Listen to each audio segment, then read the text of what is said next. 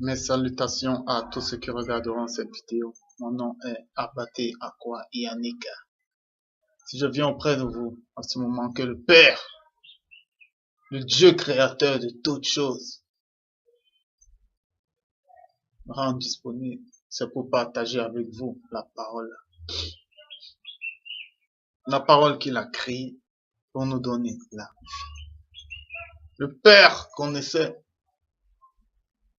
toutes choses avant même qu'elles aient existé. Il a tout connu. Mais il a voulu que sa création le connaisse. Mais lui, il est au-delà de toutes choses. Qui aurait pu le connaître si ce n'eût été par sa parole? La parole vit en toutes choses. La parole est en toutes choses. Et toutes choses sont par, pour et en la parole. Rien ne vit sans la parole. La parole nous appelle. La parole veut que nous nous prisions.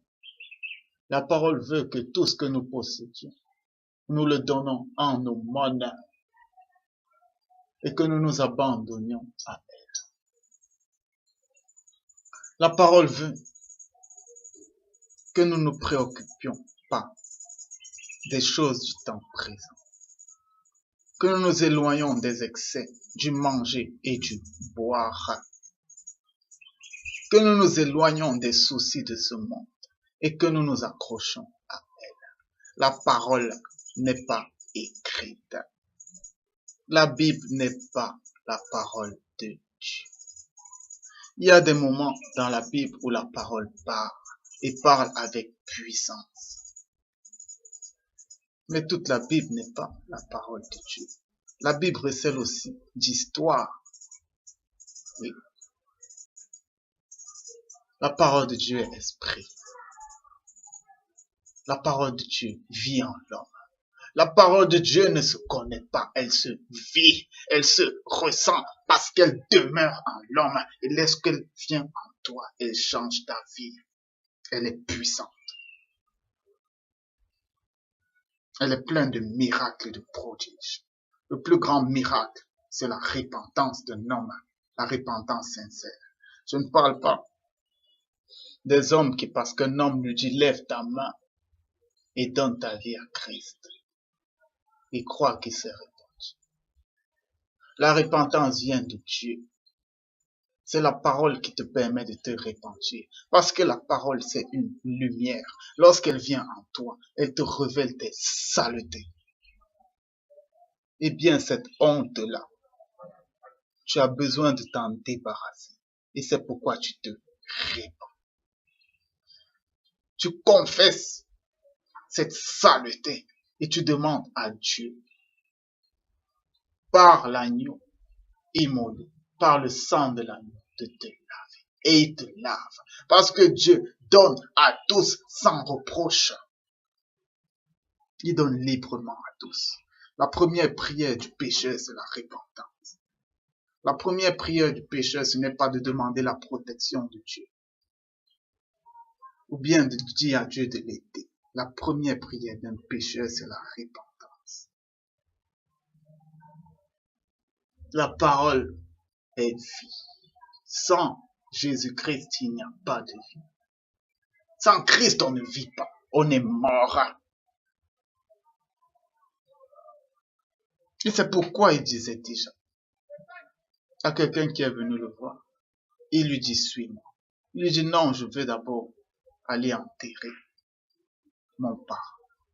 Laissez les morts enterrer les morts. Les gens sont morts quoique vivants. L'homme n'est mort à cause du péché qui se transmet de génération en génération dès le commencement. On est mort. Mais par la parole, on vit. Par Jésus-Christ, on vit. Même si c'est à 100 ans que vous rencontrez véritablement Christ, que Christ vienne demeurer en vous eh bien, votre vie commence à 100 ans. Vous n'avez pas vécu avant. Vous n'avez fait qu'être un laquais, un mouton de Panurge de la société et de la religion. Vous n'avez pas vécu. La vie commence en Christ et la vie s'arrête en Christ. Parce que Jésus est l'alpha et l'oméga. La parole est puissante. C'est cette parole que nous partageons. Parce que l'homme n'a aucune force, mais la parole est toute puissante. Par la parole, vous êtes guéris. Par la parole, vous êtes délivrés. Non d'une délivrance humaine, mais dans la délivrance que ressent un esclave qui s'est abandonné totalement à son maître. Lorsque vous vous abandonnez à quelqu'un, c'est toutes vos fautes, toutes vos iniquités que vous lui remettez et vous vous sentez libre. Quelqu'un qui est libre ne peut pas être malade. Quelqu'un qui est libre ne peut pas souffrir. Quelqu'un qui est libre ne peut pas être inquiet. C'est cette liberté-là que nous vous apportons. Nous vous apportons en Christ, en la parole de Dieu. La parole est puissante. Ne doutez pas de sa puissance. Elle change des vies. Acceptez-la. Humiliez-vous devant elle. Aujourd'hui, abandonnez le monde. Laissez cet homme qui vous fait souffrir. Vous dites qu'il sera bon demain. Laissez-le. La parole vous demande de tout abandonner. Dans votre travail, ce travail qui vous donne le pain, abandonnez la fraude. Dans cette relation que vous avez avec vos amis, ces relations impudiques, vous passez votre temps à voir des propos impudiques. Vous êtes dehors dans la rue, dans les moments ténébreux. Vous partagez sur les femmes, vous partagez sur les petits copains. Abandonnez ça. La parole vous appelle. Elle vous appelle à la sanctification. Elle vous appelle au renoncement. Nous ne prêchons plus pour le temps présent. Le millénium est proche. Le temps des angoisses est proche. Aujourd'hui, le dessein de Dieu est autre. Prêchez la perfection. Nous sommes à un temps de dissolution. Ceux qui doivent être sauvés doivent arriver à être au-delà de cette dissolution. Éloignez-vous du monde. La parole nous exhorte. Cette parole que nous prêchons, cette parole que nous partageons, elle est puissante. Elle est puissante. Jésus-Christ est puissant. Il change les cœurs. Mais tout commence par la mort. Tout commence par la mort. Pour pouvoir vivre, il faut mourir pour soi-même. Il faut être dans la douleur pour un temps, pour recevoir la vie. Pour qu'une femme accouche, il faut qu'elle passe par les douleurs de l'accouchement.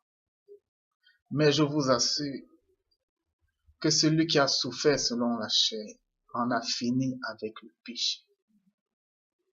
Ne craignez pas la douleur de vous séparer de vos amis, de mauvaises compagnies. Ne craignez pas la douleur de vous séparer de vos amis parmi lesquels se trouve la télé et ses chaînes perverses, la radio et ses chaînes perverses. Souffrez cela. Souffrez de vous séparer de cette fille avec laquelle vous êtes liés à l'impudicité.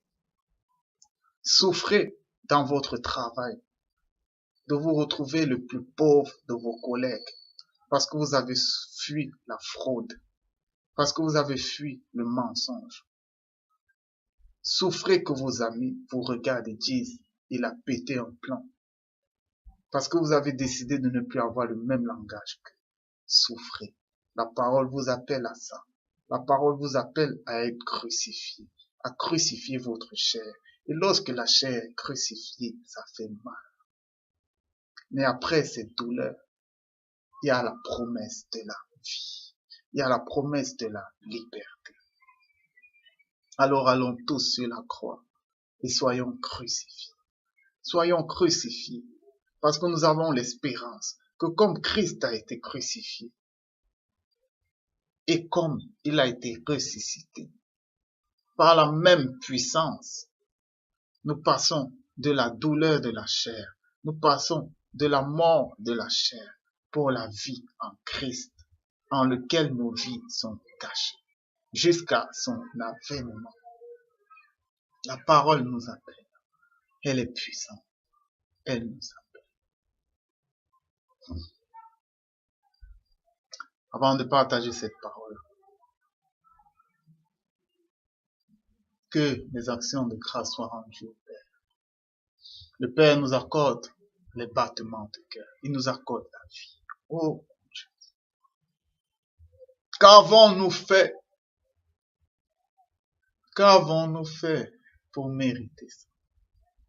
Oh mon Dieu, qu'avons-nous fait pour te louer inspiré de ton esprit? Qu'avons-nous fait pour qu'aujourd'hui les gens nous apprécient, disent que cet homme est sage? Nous n'avons fait aucune école de sagesse. Mais la sagesse vient de toi. Toi le seul sage. Nous n'avons pas mérité cela. C'est pourquoi, mon Dieu, nous te bénissons pour la santé que tu accordes à ces membres, pour la force que tu nous accordes. Mon Dieu, nous te bénissons pour la parole que tu mets dans nos bouches. Nous te bénissons, nous te rendons grâce. Quand même quand nous sommes dans le trou, tu nous y enlèves parce que tu nous aimes, parce que tu es notre Père, parce que tu es notre Créateur, parce que tu es le Dieu très haut, parce que tu es tout. Tu es tout. Nous te rendons grâce pour Jésus-Christ, pour ta parole merveilleuse et inégalable, mon Dieu, cette parole qui nous purifie, cette parole qui nous change. Nous voulons en être possédés. Nous voulons être possédés de Jésus-Christ.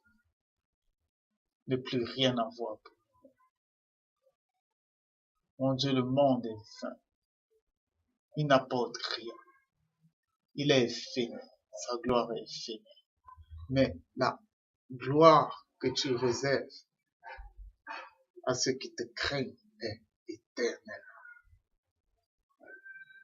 Oh mon Dieu, qu'il est beau d'être dans ton royaume, de se prosterner avec les gloires, en compagnie des 24 vieilles, de jeter nos couronnes de gloire devant ta parole, devant ta parole, mon Dieu, qu'il est bon, t'es dans l'assemblée des premiers, d'être avec la myriade de tes saints anges et de t'adorer, t'élever, abattre. Il est beau d'être avec toi. Il est beau d'être avec notre Dieu. Il est merveilleux, digne de louange, digne d'adoration. Il est beau de partager les merveilles du royaume des cieux, bien qu'étant encore sur cette terre. Il est beau de communier avec les esprits des prophètes et des apôtres par le même esprit.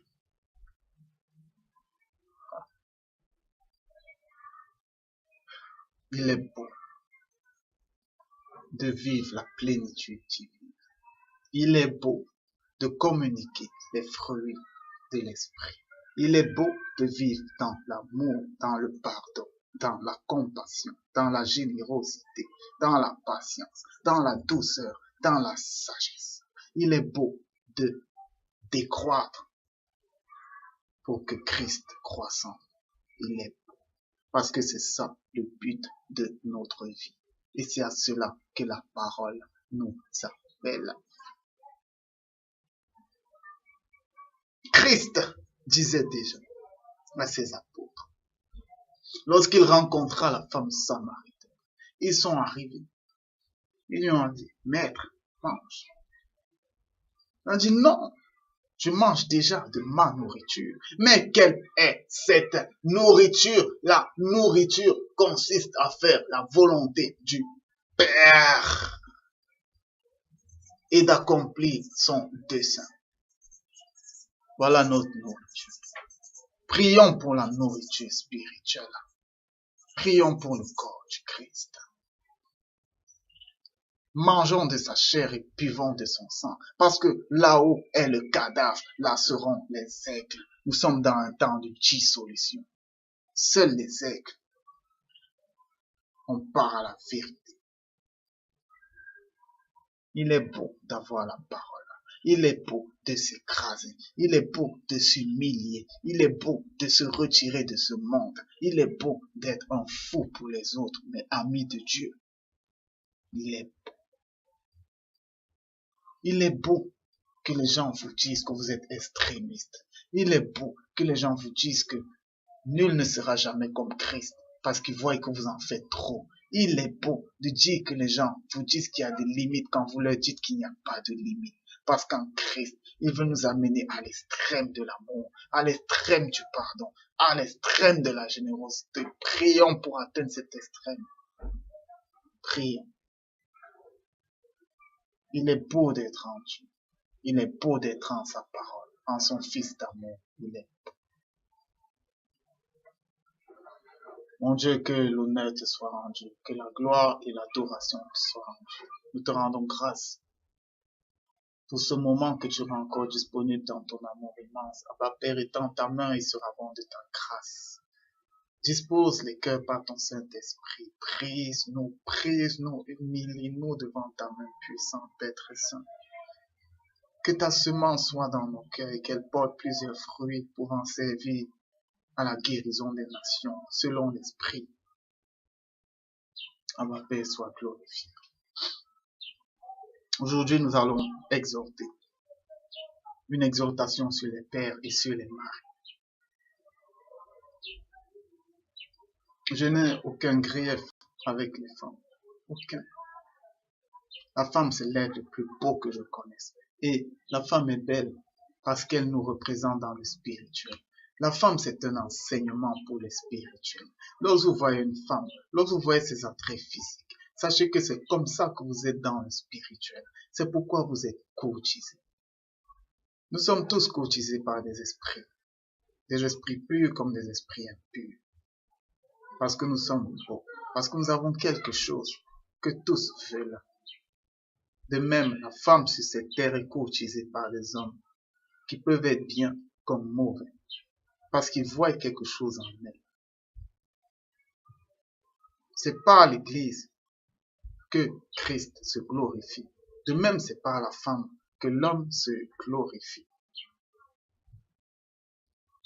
Pour toucher les autres, Christ a besoin de l'Église. C'est à l'Église qu'il donne sa force. C'est à l'Église qu'il donne les dons de l'Esprit. C'est à l'Église qu'il donne les fruits de l'Esprit. De même, pour que l'homme montre qu'il est un homme, c'est par sa femme. C'est par ce qu'il communique à sa femme. C'est par sa semence qu'il permet à sa femme d'avoir de ses fruits par les enfants. Donc pour dire que la femme est un bel être, comme pour dire que la femme est une merveille de Dieu. La femme est belle. La femme est belle. La femme est précieuse. Mais Dieu a voulu les choses selon son dessein. Et son dessein, c'est qu'il a fait sortir la femme de la côte de l'homme. C'est que le terme femme même signifie aide de l'homme. Dans toutes les saintes lettres, les hommes de Dieu, inspirés de son esprit, revenaient avec un commandement qui la plupart du temps n'a pas changé. Ces femmes soient soumises à ton mari. Et Marie aime la femme. Et Paul a fait des rapprochements. Il a dit que ce n'était qu'une analogie de Jésus et de son Église. Pourquoi la femme doit toujours être soumise? Parce que la femme a été enlevée de l'homme. La femme est dans le sein de l'homme et elle a été enlevée de l'homme, comme sa côte. De même, Christ est dans le sein du Père. Il est dans le sein du Père sans être le Père. Ils forment un avec le Père. La femme forme un avec l'homme. Mais l'homme est supérieur parce que la femme est la côte de l'homme.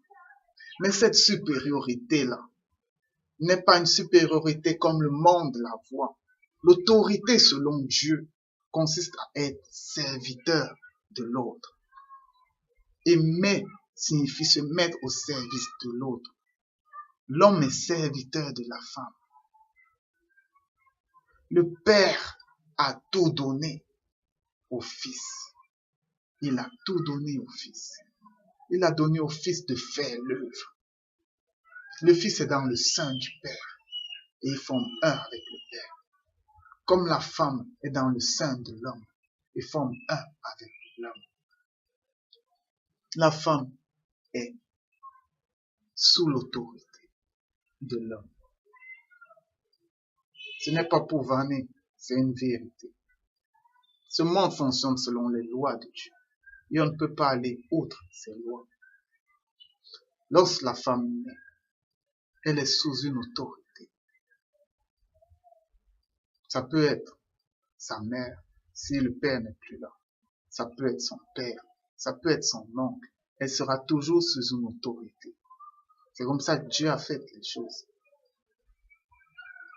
Cette autorité perdure jusqu'à ce que cette autorité soit transférée.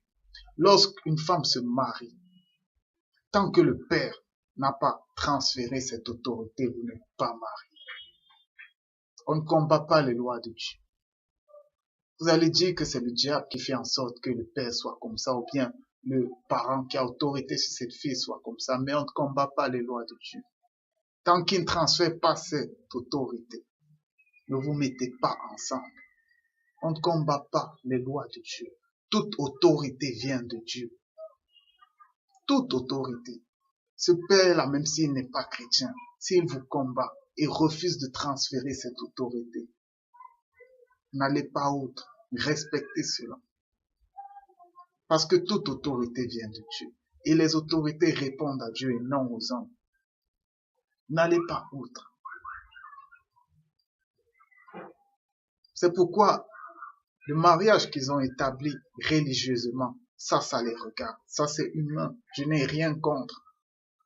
Ça peut être bien, ça peut fortifier la conviction. Lorsque vous êtes devant des gens et que les gens vous voient dans vos églises, dans vos dénominations, vous mariez, ça peut vous fortifier et ça peut faire en sorte que vous ayez plus de crainte à faire ce qui n'est pas bien. Mais ça, c'est humain. Tout ce que Dieu regarde, c'est le transfert de l'autorité. La plupart du temps, ça se fait lors de la dot dans les pays africains. Dans les pays européens, ça se fait lors des mariages. Des mariages à la mairie ou bien. C'est juste cette autorité le plus important et c'est Dieu qui a établi cela ainsi. C'est pourquoi vos pères, vous êtes responsables de vos filles. Dans les saintes lettres, il est écrit qu'à la fin, les hommes se marieront et marieront leurs fils. Paul disait qu'il n'est pas mauvais. Lorsque votre fille atteint l'âge nubile, de la faire marier, bien qu'il soit mieux qu'elle reste vierge. Il s'adressait au père, parce que c'est au père de faire marier leur fille. Vous êtes responsable de vos filles. Responsable dès le moment où elles viennent au monde, jusqu'au moment où vous transférez leur autorité, peut-être à leur mari. Vous êtes responsable. Responsable. Responsable de leur éducation. Responsable de leur instruction. Vous êtes responsable de leur perversion.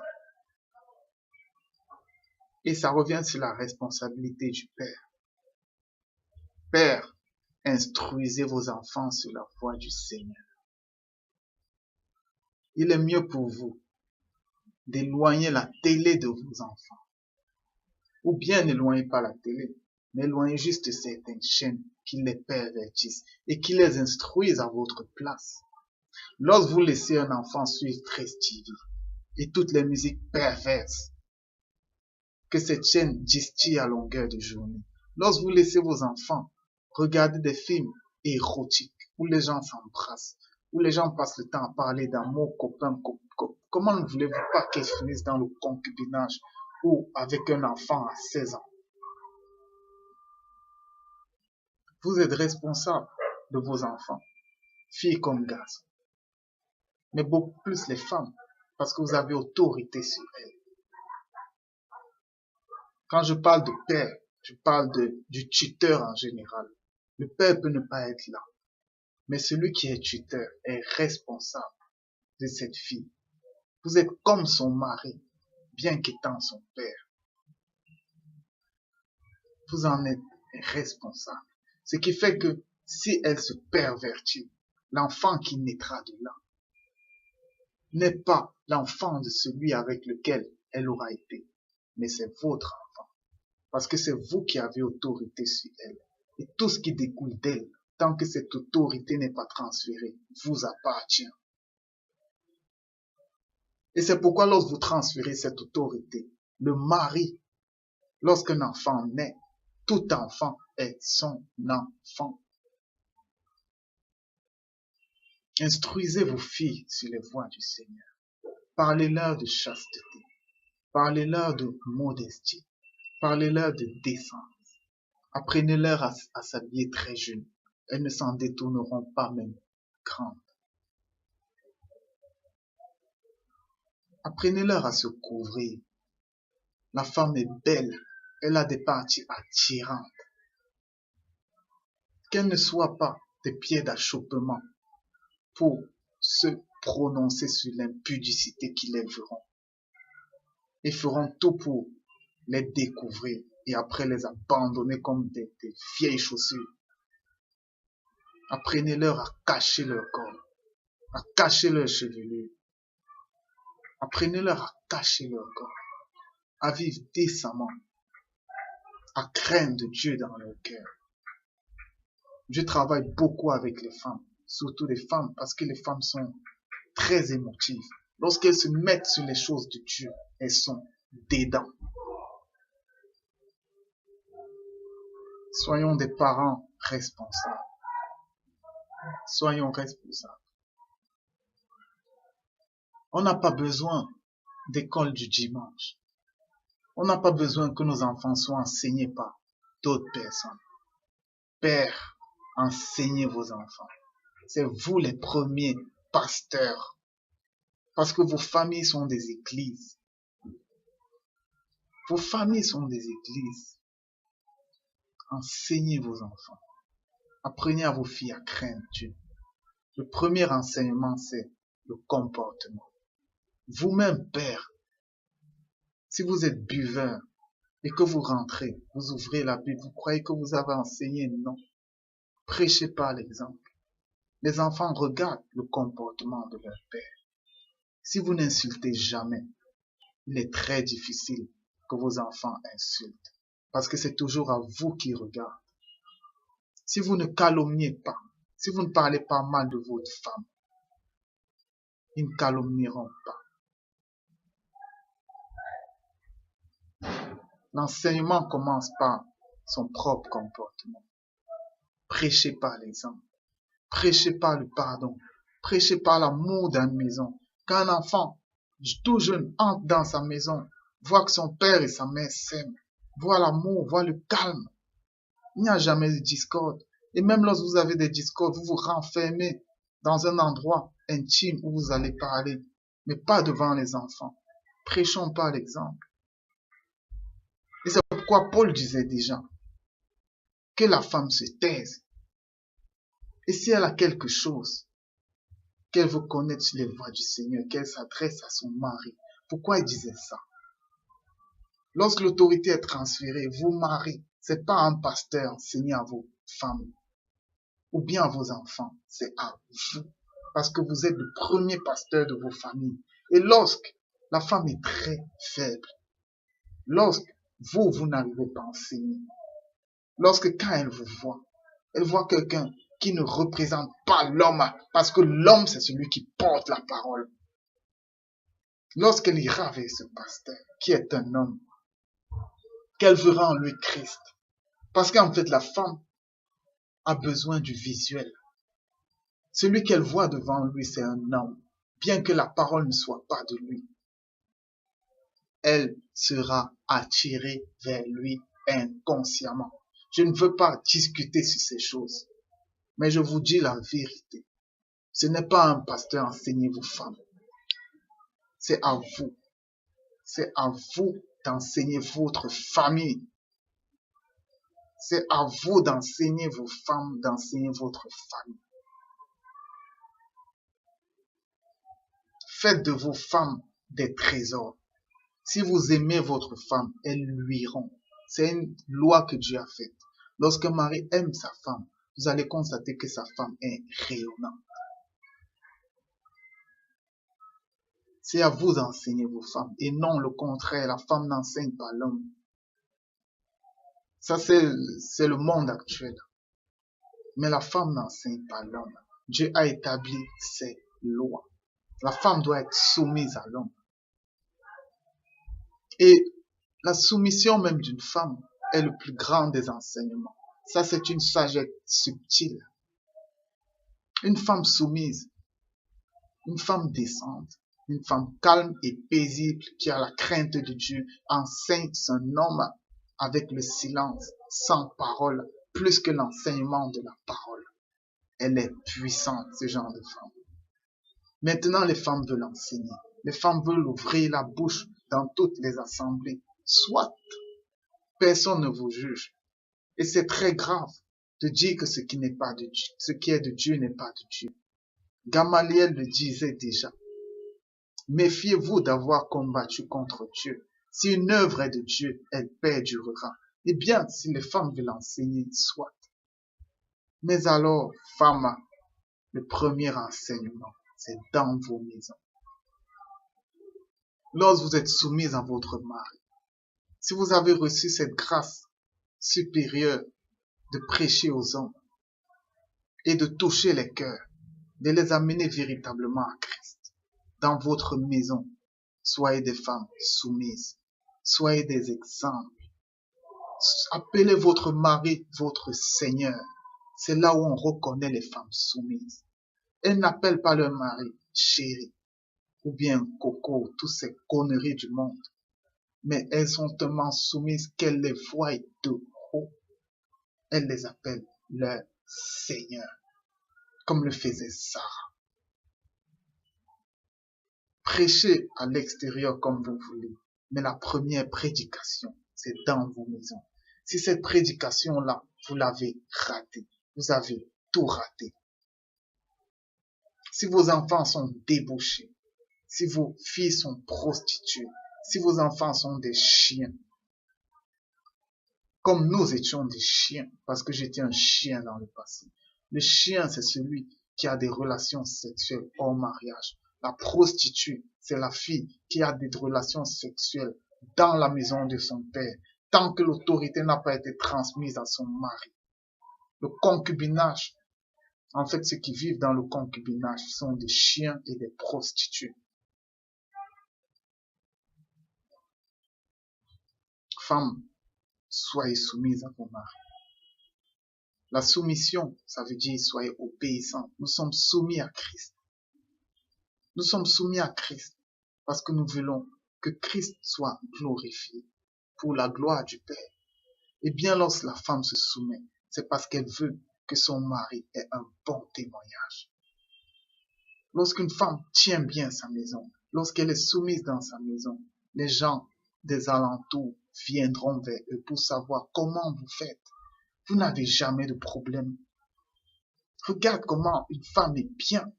Regarde comment son mari est resplendissant. Il prend de la gloire. Il a des honneurs parce que sa femme est soumise, parce que sa femme le respecte. Et les gens viendront vers vous. Et c'est alors que vous glorifierez le Père. Parce que lorsqu'ils vous demanderont, comment faites-vous? Vous leur direz, c'est pas de notre force, mais c'est par la parole de Dieu, c'est par Jésus-Christ. Jésus-Christ. Le mystère de la parole. Toute connaissance, tout mystère sont enfermés en Christ.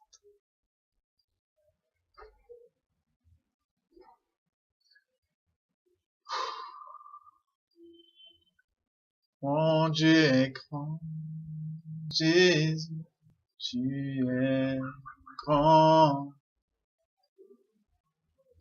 Agneau de Dieu, sois la louange, la gloire et l'adorance.